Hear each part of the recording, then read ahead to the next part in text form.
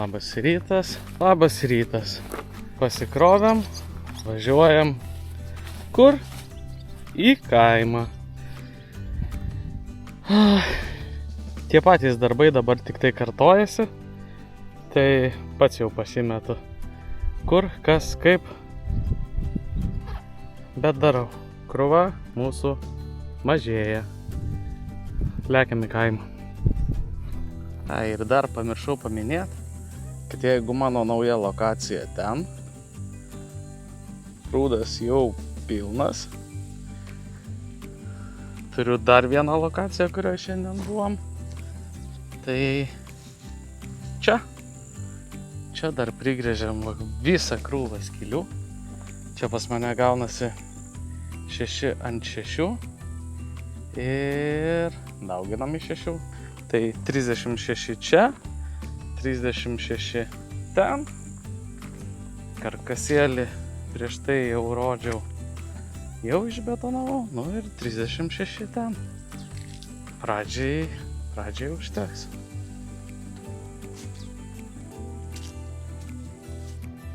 Tai panašu, kad turėsiu video su padėkom tiem žmonėm, kurie man šias 2 savaitės padėjo. Tai mano tėtis, ačiū tau, ir mano žmonos brolis Imas, ačiū jam.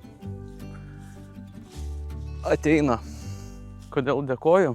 O dėkoju todėl, kad, žinokit, vienam baisiai nepatogu.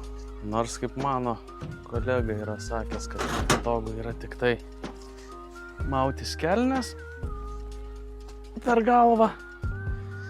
Tai vat kažkaip va taip va ir man. Beveik tas pats, kas mautis kelnes per galvą. Su 6 metrų pagaliais dirbti nėra lengva, bet sugalvojau, kad priekaba gali atstoti man tas rankas.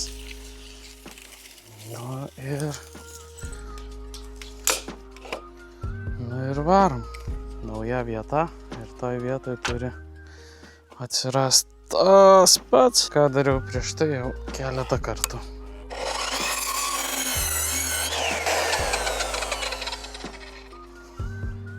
Labai norėčiau, kad jisai taip ir ten kažkur nueitų, nes paskutinis įkvėpimas prieš atostogų pabaigą.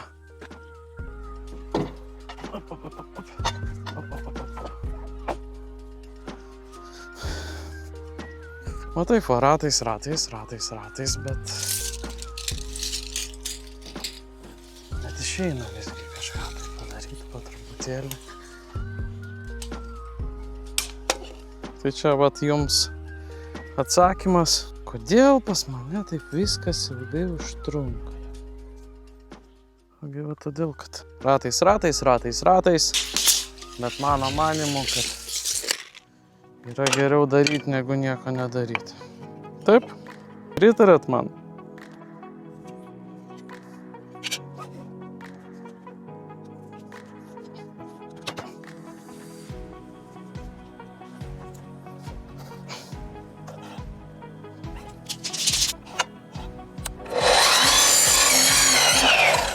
Nu tai va taip va. Likusius ir bandysiu merkti. Į vonę.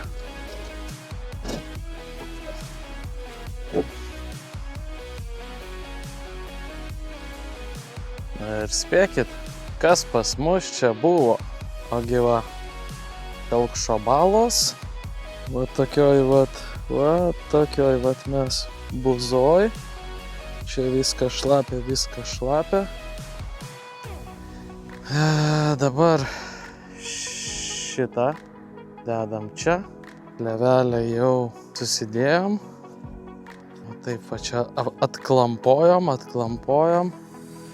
nu ir bandysim rinkti karkasiuką. Važiuojam. Tai kadangi šiandien turiu video meistrą, kuris gali palaikyti pagalį, parodom, kaip mes elgiamės su šitą vonelę. Turiu koncentrato antiseptiko.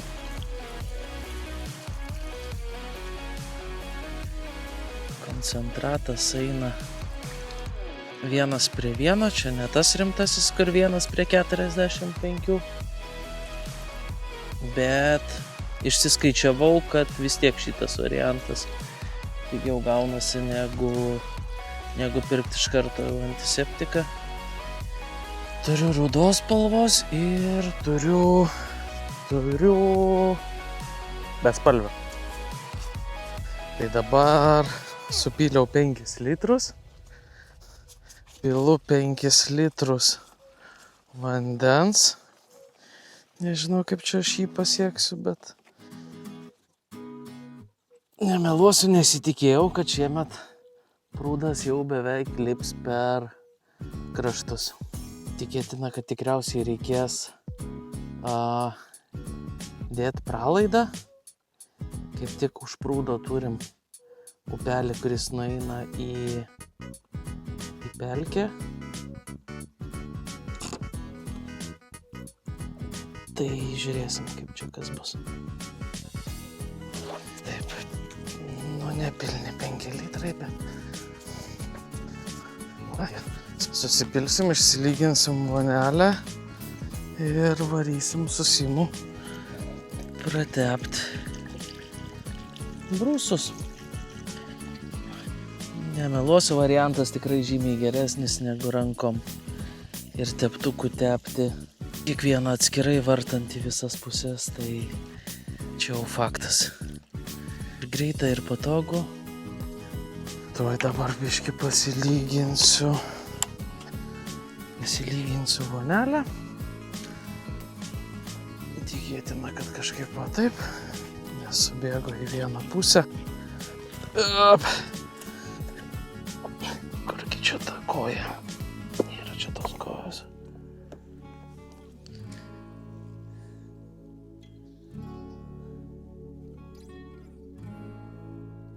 Nu va, kažkaip taip. Važiuojam toliau.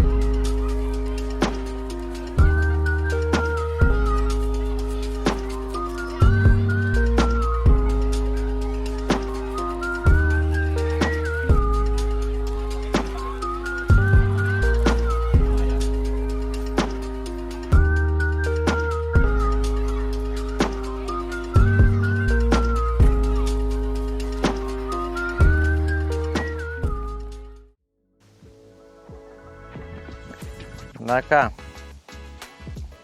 geri dalykai ateina, bet geri dalykai ir baigėsi. Tai baigėsi atostogos.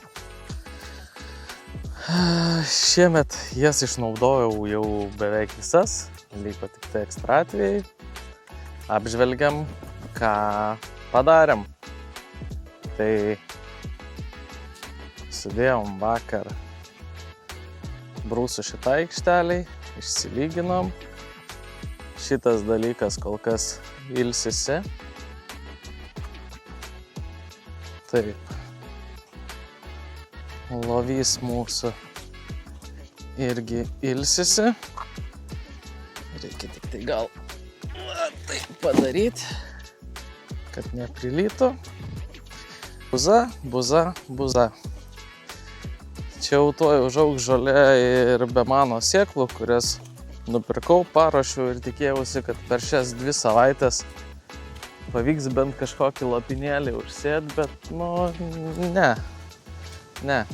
Technika neįvažiuoja, viskas šlapia, viskas plaukia, tai užjaučiu ūkininkus, kurie matau, kad irgi labai stipriai vargsta ir negali nusikult. Na ir va, pavyko pasidaryti pirmąją aikštelę. Kažkurį vakarą, tarp kitko, čia buvo didelis balius.